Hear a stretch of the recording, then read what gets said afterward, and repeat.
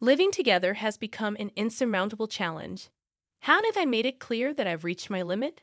I plead desperately with my wife, Mary, but she merely gazes at me coldly and retorts, "If you have a problem, why did you leave?"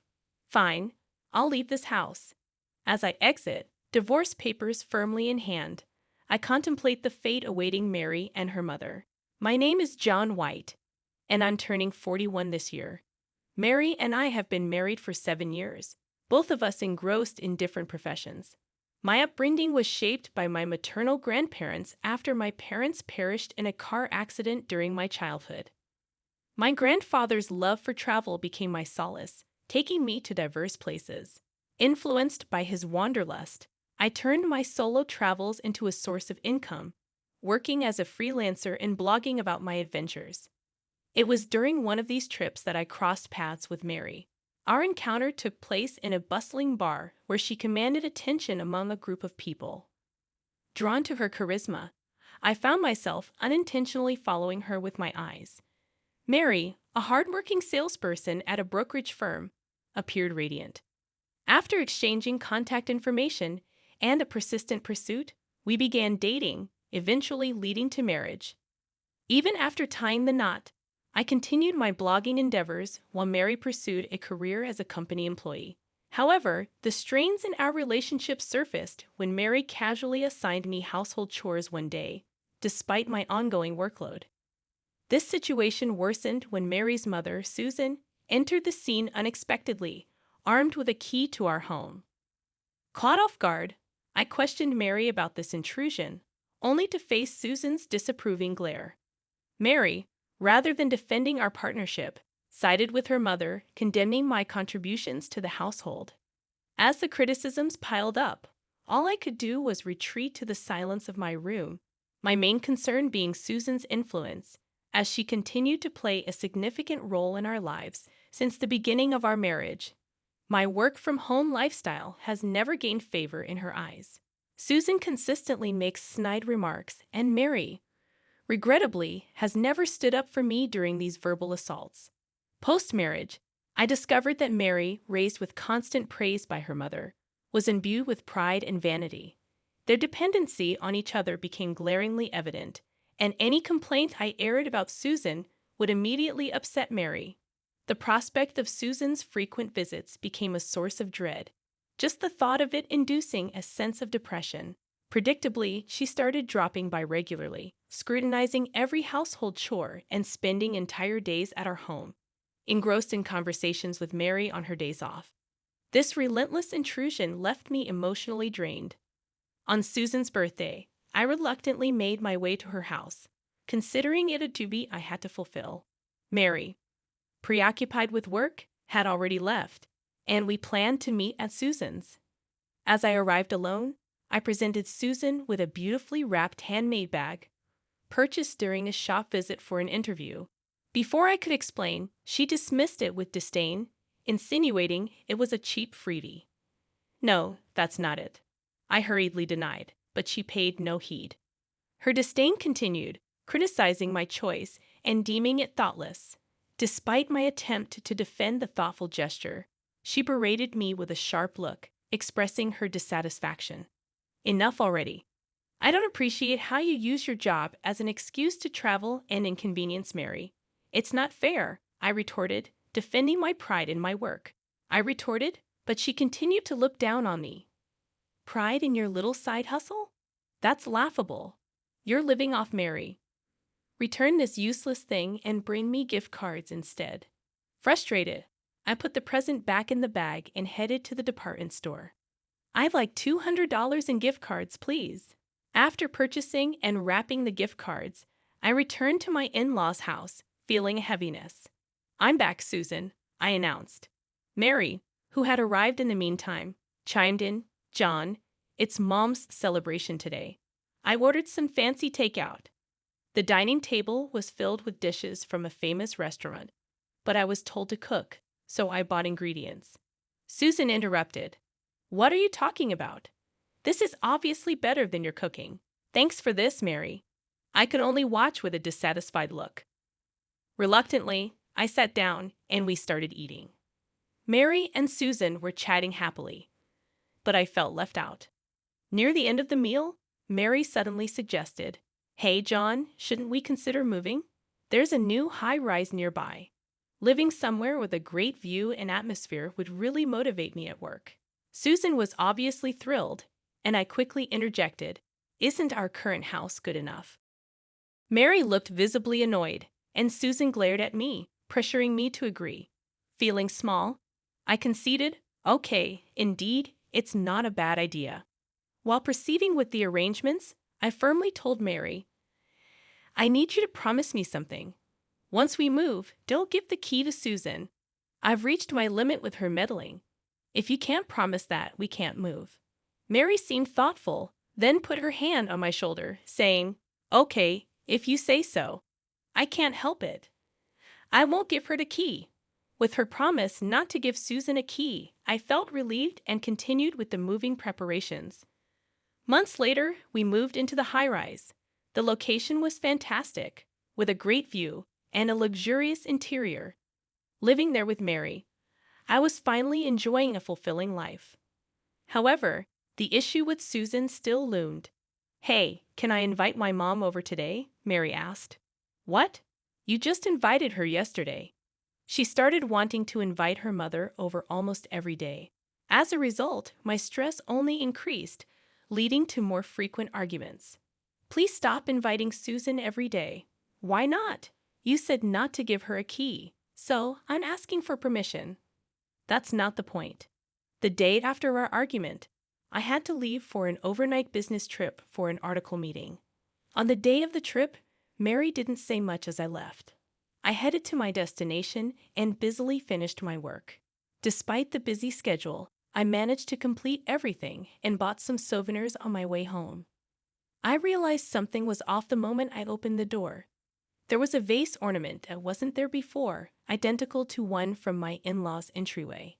A bad feeling crept over me as I went to the living room, only to find it filled with cardboard boxes.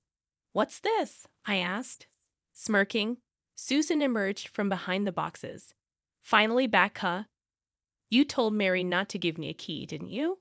Well, I won't be locked out that easily." Panicking, I confronted her. "Susan, what's all this stuff?" "What do you mean?" She replied casually, "I'm moving in. It doesn't matter if I have a key if I live here, right?" I questioned her about her previous house, and proudly she said, "I've already canceled that lease." Then I noticed a piece of paper on the table.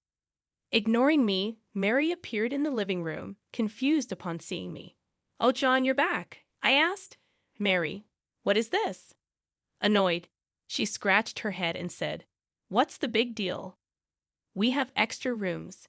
I protested. "I can't live with her. I told you I've reached my limit." Despite my impassioned plea, Mary looked at me with cold eyes and said, "If you have a problem, why did you leave?" Saying that, she held out completed divorce papers towards me. "Are you serious?" "Dead serious. Remember, when you defy me, we're getting a divorce. Now sign it." She forcefully handed me the divorce papers. "That's right. Mary and I will live here, so leave." Mary and Susan said so with a look that said it's obvious.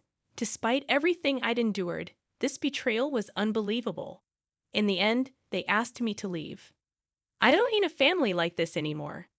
Biting back tears in my vexation, I calmly stated, "Fine, I'll leave this room."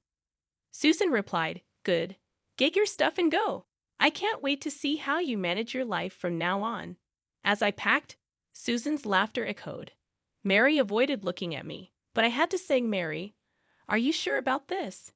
She looked at me smirking and said, "You'll probably come back soon. Just cool off." I left the high-rise while Susan was grinning at me, divorce papers in hand. "All right, I'll file this immediately," deciding to part ways with my wife and mother-in-law. I moved on a month later, relaxing in my new condo when the intercom rang incessantly. "Who is it?" I asked, and reluctantly, I let Susan and Mary in to avoid disturbing the neighbors. "What do you want?" I questioned with a troubled look. Susan snapped. "What do you mean by leaving that high-rise? It's obvious, it's already been sold." Her shock was evident when I told her the truth. "Sold? That condo was Mary's property, wasn't it? There's no way you could sell it. What are you talking about? I calmly responded. I bought that high-rise myself. Susan looked at me, then at Mary, who stood there pale-faced and motionless. I sighed deeply, looking straight at Mary. Mary, didn't you tell her? She remained silent, avoiding eye contact. I turned to Susan, still confused, and said, You called me a freeloader, but I'm actually the founder of a travel blog and occasionally appear in magazines and on TV. Magazines? TV? Susan gaped at me, astonished. I continued calmly, So, I have some savings. By the way, the gift you rejected because it was cheap cost over $1,000. As I revealed the truth, her face went from shock to anger. Turning quickly to Mary, I added, And about the food delivery on your birthday. Mary paid for it with my credit card. Mary's face went from shock to anger, and Susan, having a surprised look, said, Then you can just buy back the high-rise from him. You're a top salesperson with a salary of over $100,000, right? You must have some savings. Mary remained silent, and trying to hold back my laughter, I told Susan, Mary doesn't have any savings. She's been continuously losing money on stocks. She's almost out of savings. Isn't that right, Mary? Mary's silence and Susan's surprised look continued, and Mary just stood there. I continued evenly.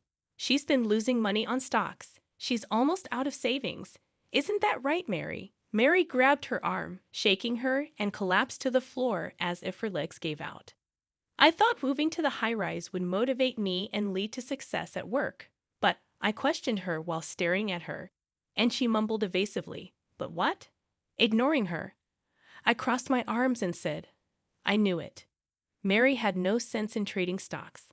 I wanted to support her as her husband, but then Mary crawled in front of me and suddenly begged, John, I'm so sorry.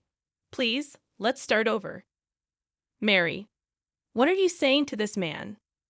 Susan tried to pull her up, but Mary shouted back, But, Mom, we can't survive without it. She kept begging me. I spoke softly, Mary, look at me. Her eyes filled with hope as she raised her head. I continued gently, You never helped with household chores, saying it was my duty for my work-from-home husband. I'm really sorry about that. Ignoring her apology, I went on, You belittled me, saying I should leave. And now this. You take too much for granted. We're already divorced. I don't want anything more to do with you. Let's go our separate ways, Mary. As I spoke firmly, she tried to cling to me, but I silently brushed her hand away. Susan, having witnessed everything, cried out in anguish, Wait a minute. What about the high-rise and our luxurious life? That's obviously impossible now, I said with a tone of disbelief. She shrieked hysterically. What are we supposed to do now? How about living happily with your beloved daughter? I suggested. She just gaped speechless. I helped the dejected Mary stand up and ushered them out. The noisy commotion from Susan lingered at the entrance for a while, but it seemed to quiet down when the building manager arrived. Half a year later, I was on a new journey, traveling abroad.